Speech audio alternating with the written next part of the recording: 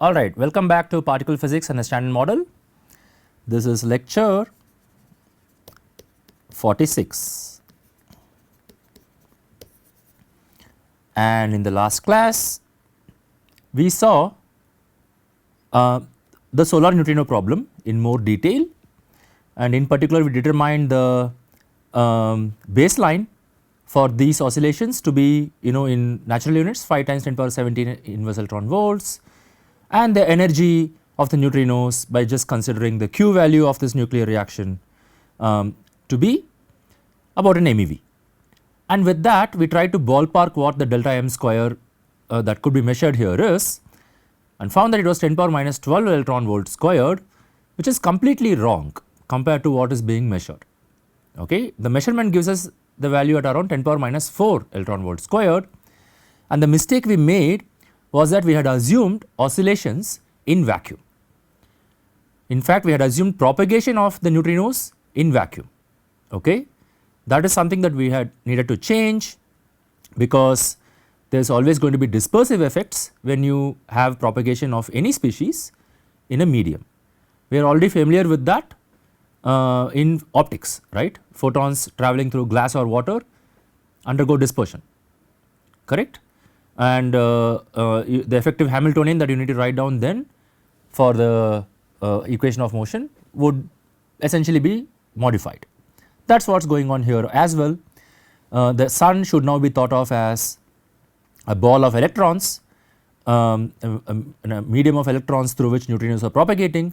So, in the non-relativistic limit I can modify the Hamiltonian, which I can do by first inspecting the Lagrangian and seeing that the interactions of neutrinos with the electrons can now be re-expressed in terms of the number density of the electrons, and there is a crucial factor of GF, the Fermi constant in front, which is what we call the matter potential, and which I argued is actually a Fermi pseudo potential. Okay. All of this just comes from the forward scattering of neutrinos, neutrino plane waves in the presence of matter. Okay. So, we ended by saying that this should of course modify the probability for flavor conversion, because that is the modification term that you need to put in, acts only on the electron neutrino eigenstate. Okay. That would indeed solve the solar neutrino problem and also give you the correct value of the delta m square that you get from solar neutrino baselines. Alright. Now, having said that, we still do not know really how to order the 3 eigenstates of the mass eigenstates in terms of the flavor eigenstates, and the ambiguity comes because what is actually observable is the sign square of this combination of delta m square L and all that. Okay. And that automatically means that there is a delta m square going to minus delta m square symmetry in the problem. Put differently, you do not know whether you are measuring say m2 square minus m1 square or m1 square minus m2 square, right. So, how do we resolve all these ambiguities? Okay.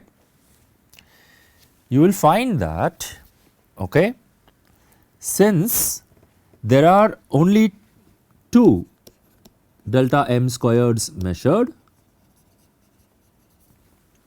okay, you can use the following convention.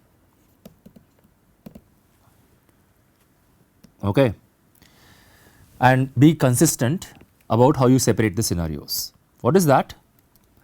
We fix always, you say that m2 square is always larger than m1 square. Okay. What does that mean? It means that delta m12 squared is nothing but just in the absolute value is nothing but delta m12 squared, which is as we defined before m2 squared minus m1 squared. Okay. So, you do that first, then you say that what you call delta m12 squared, right, is smaller than the other one that you measure, which you call delta m13 squared. Okay. Now the sign of this is not yet determined. Okay.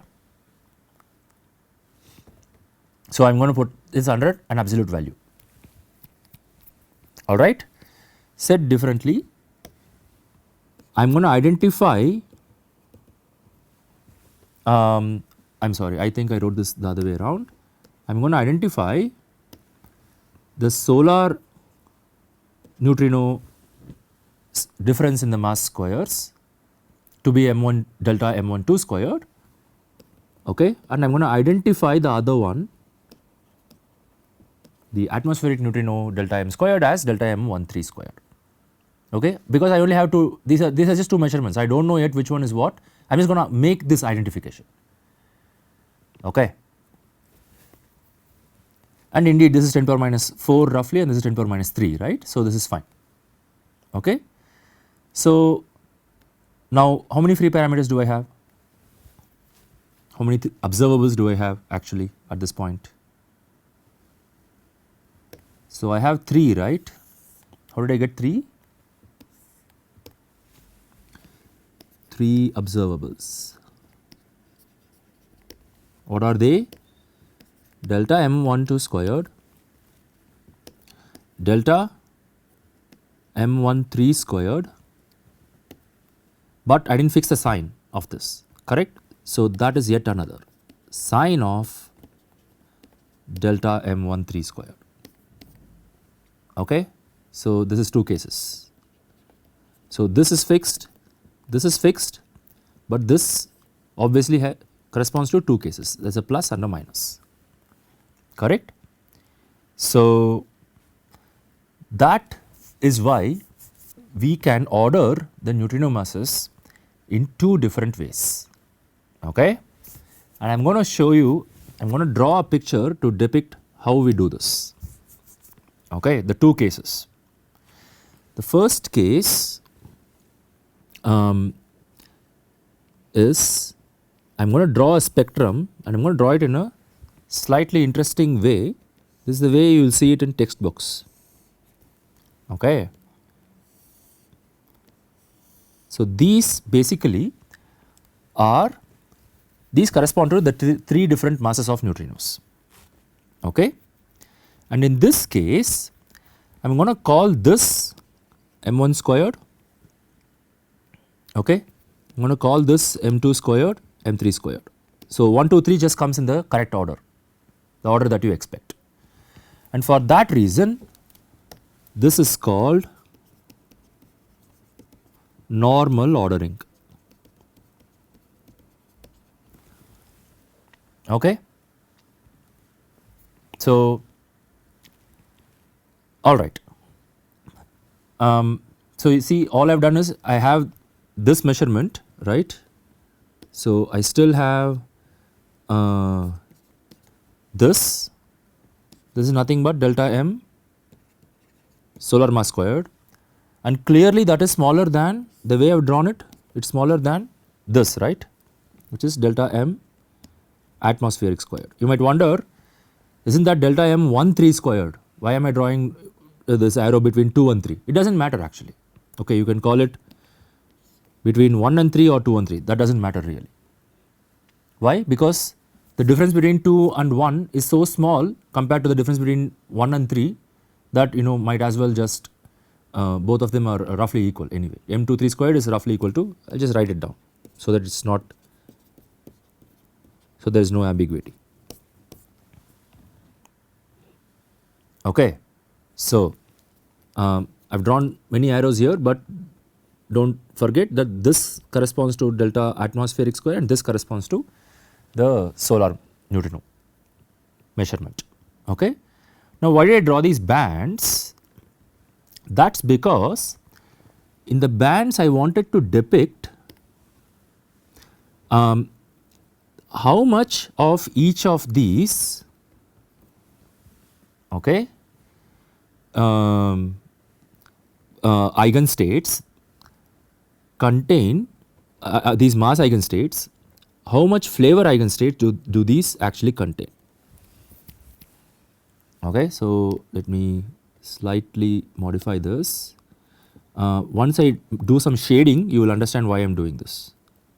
Okay, so it is over here and this comes somewhere in the center and it is over here. Okay, so I am going to do some shading here, pay attention carefully here. So this box I am going to shade green, similarly this box I am going to shade with green and this box I am going to shade with green. Okay, and the last box I am going to just shade with, let's call it orange. This is orange. And the central box I am going to leave it blank. So just call it white shading. Okay. So why am I doing it this way? These basically, what are these ultimately?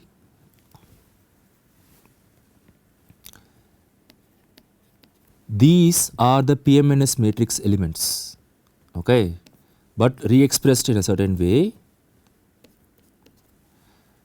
This is tan square theta 1 2, okay. So this tells, remember the parameterization that we had in terms of rotation matrices and the CKM phase and in this case the PMNS phase with 3 rotation matrices. So that is the rotation angle that tells you how much mixing is going on between the first and the second eigenstates, mass eigenstates, right. And in terms of the PMNS matrix, this is also very easy to derive. This is the ratio, the square of u E2 divided by the square of u E1, that is tan square theta 1 2. Okay. Similarly,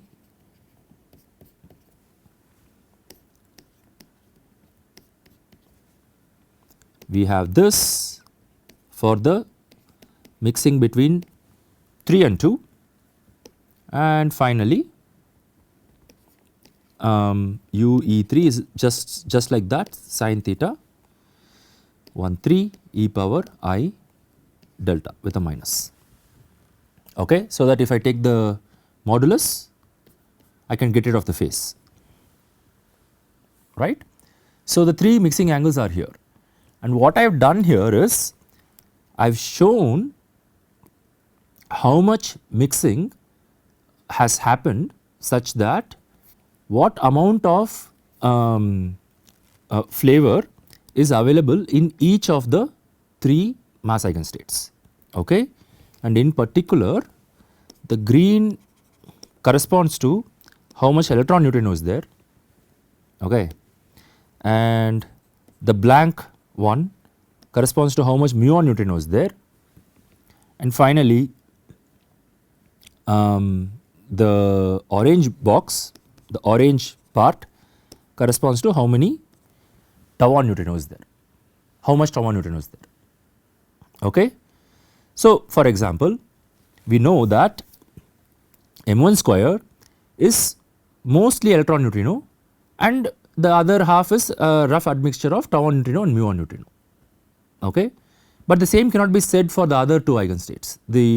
In the second eigenstate M2,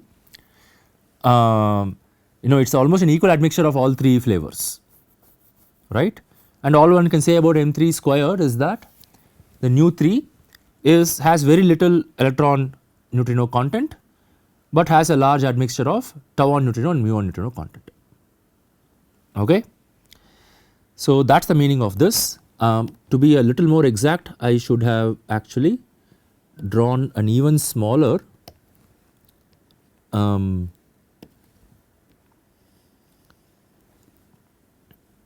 region. Actually I should have shaded a very small region, that is the region I should have shaded, okay. Okay. So so in this I have put basically 3 larger than 1, okay. I have basically taken the sign of this to be plus and that corresponds to the normal ordering. What happens if I take the minus case? That is the case that is known as inverse ordering or inverted hierarchy, okay. So, I am going to draw that picture now, equivalent to this. Now, look at the distance between m1 squared and m3 squared. I am going to draw something, a distance that is somewhat similar here. Okay. So, it is like this. Again, this picture is not to scale, these heights are not to scale. Okay. But anyway, I am trying to draw the separations to be roughly the same on both the left and the right. Okay. Now, in this inverted ordering, m3 squared is smaller than m1 squared, right. So, this is m3 squared, this is m1 squared, and this is all as usual m2 squared. Why? We always fix m2 squared to be larger than m1 squared, right, that is the fixing here. So, that goes above that, and just for completeness sake I am just going to say this corresponds to the delta m squared from solar neutrinos, whereas the entire thing corresponds to atmospheric neutrinos. Now, once again, to complete the picture, I am going to draw m3 squared contains very little electron neutrino content, and there is an almost equal admixture of tau-on and mu-on neutrino content, right. So, that is what I have drawn here, and m1 squared we just saw. I am just basically redrawing the whole thing here, but it is for the sake of completeness it is important. Okay. So, there we go, and finally m2 squared is an almost equal admixture, right. So,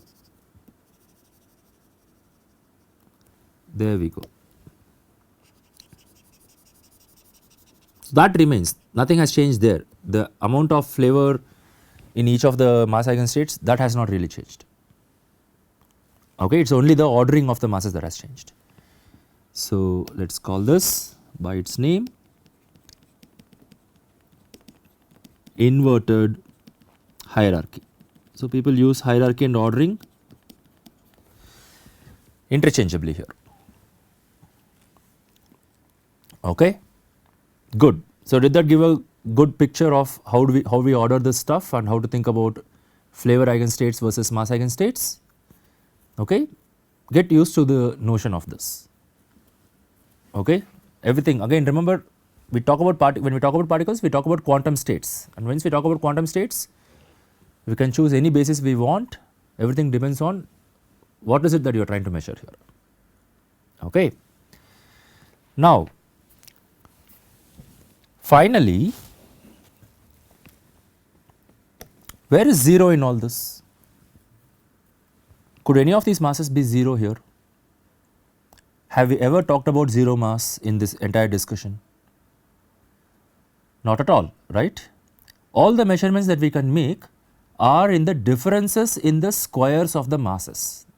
Okay, that's the only thing we can actually measure in all this, because that is the only quantity that gets into any observable that we can construct, namely probability of flavor conversions. Correct? So, this picture won't be complete if I also do not depict where 0 is, and I am going to put it this way. Okay. How far away this entire picture is from 0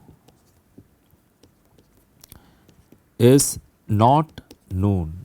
That is why I am putting 2 question marks. Okay. Or said in words, the lightest, let me not write it in green in case you think that corresponds to the nu E, I will just write it in blue. The lightest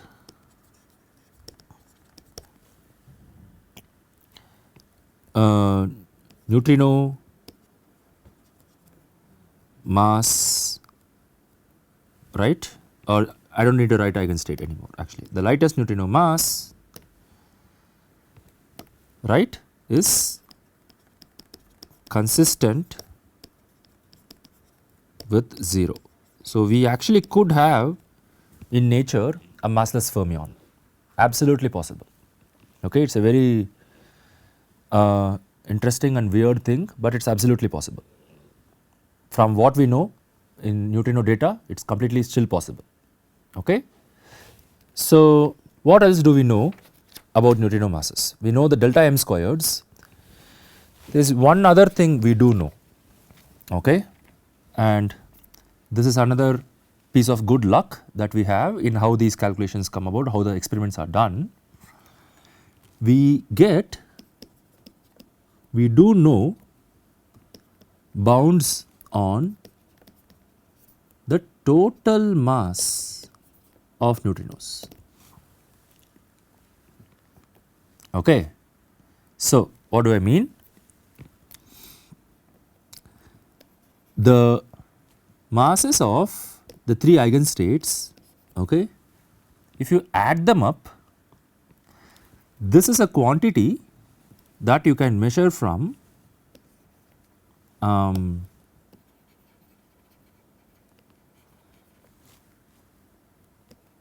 in the beta decay spectrum.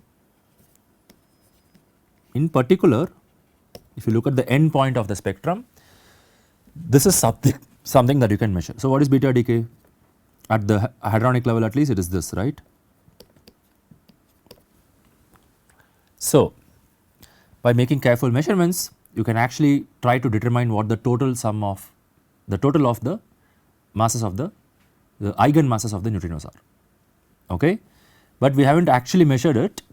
What we do have instead is a bound, an upper bound,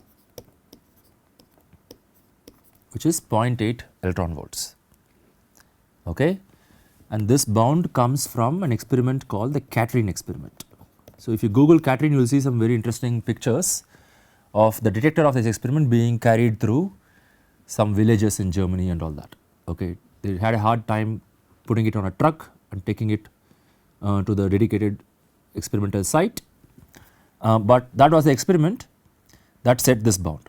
This may not be the most up to date value that I am quoting, but you know the order of magnitude stands, okay. Now, an even more stringent bound comes from, so might as well put an I here, comes from cosmology actually, okay, of 0.2 electron volts, 0.12 electron volts, okay. So I am going to put a star here because this comes with some caveats. We are not going to get into that. There are some assumptions that need to go into it, depends on the observables that you use, but I am not going to say anything more about this. But from cosmology you get another bound like this, okay, and the curious can go check this up, look this up, okay. So, what does this mean for us? Notice that the neutrinos, right, the difference in the squares of the masses is around 10 power minus 3, 10 power minus 4, right. That means one could guess that the difference in the absolute value of the masses themselves, right.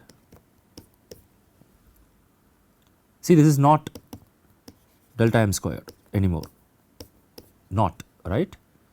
This is around the 10 power minus 2 electron volt scale, correct. So, literally the separations that I am drawing here, okay, here I have drawn M3 squared and all that.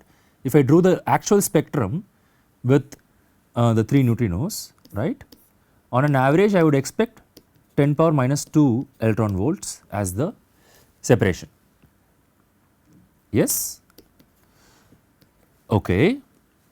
Whereas the total mass is constrained to, right, the total mass is constrained to 10 power minus 1 electron volt roughly, yes. So, now the question is, where is this spectrum sitting? These 3 neutrino masses, if they are you know they are either close to 0. So, we do not know, see here we do not know how close they are to 0 here, right, that is why I put this double question mark here, right. So, either the entire spectrum, so let me write the possibilities, either the entire spectrum is close to 0, okay, which would mean they look, so let me write appear well separated on 10 power minus 2 electron volt scales. That is one possibility, completely possible. Why? The highest mass would be a few times 10 power minus 2 electron volts, right. That is still fine because we only have an upper bound of 0.1 electron volts. So, you are way below the upper bound and close to 0, okay. It is either that, okay. So, let me probably draw a picture to show you what I mean. So, I have a spectrum like this, let me redraw that spectrum. This case corresponds to 0.1 electron volts being here, and then the 3 neutrinos are, so okay, this is also not the best way to draw, but the 3 neutrinos, 3 eigenstates are basically like this, okay, and this is roughly where 0 is, okay. So, on 10 power minus 2 scales they appear well separated, right. If this is 10 power minus 2, I do this 10 times, I get 0.1 electron volts up here, yes. So, either that is one possibility or the other one is, let me draw a picture this time first. So, I have 0.1 electron volts here and the 3 neutrinos, okay, seem to be squished together like this,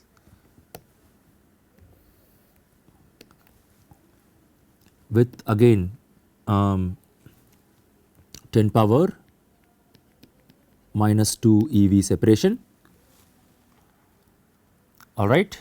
So, in other words, 3 neutrinos appear near degenerate on 10 power minus 1 electron volt scales, okay. That is, the neutrinos are all roughly 10 point, they are all, their actual mass is actually 0.1 electron volts, okay. That is what I mean by this. They are all very close to 0.1, they only their separation is about 10 power minus 2 electron volts. So, they are finely separated on these scales. It is either that or the natural mass scale of the neutrinos is only 10 power minus 2 anyway, and on that scale they are well separated, okay, because this is just the upper bound. Okay, that is the idea. We do not know whether the neutrinos are 0.1 electron volt or 0.01 electron volt, and there is 2 different ways to visualize this, okay. So, in the next few minutes I am going to wrap up the lecture by talking about yet another independent way of measuring oscillations, okay. And these are experiments that can be done with reactor neutrinos. Why reactors? So, the sun produces neutrinos and then the earth's atmosphere you produce neutrinos through cosmic rays hitting the nuclei and forming a hadron shower. But you do make a lot of neutrinos in atomic reactors also, right. You after all use a lot of weak processes. We are doing fission, fission is manifestly a weak process and you will always get neutrinos out of this, right. So, reactors are very good copious sources of neutrinos, and you also have a handle on how many neutrinos you are producing here, right. So, you know the site of the reactor. So, if you want to measure neutrinos coming out of that site, you can also control where to put your detector. Yes. So, there are many reactors in the world that are also used for neutrino experiments, and what these can do is, remember we measured delta m12 squared and delta m13 squared. You can, this is with this is with solar baseline and this is with atmospheric or earth baseline, right. Now you have yet another handle. Now you have a third baseline, and you can basically do one more measurement and cross verify the measurements that you made using atmospheric and solar neutrinos. Okay. So, that is the basic idea, and in the next lecture we will see exactly how this idea is implemented. In we will take one example, the Chu experiment in France, and see whether that is indeed consistent with the atmospheric and solar neutrino measurements of differences in neutrino mass square. Okay. So, we will do that in the next class. Thank you. See you then.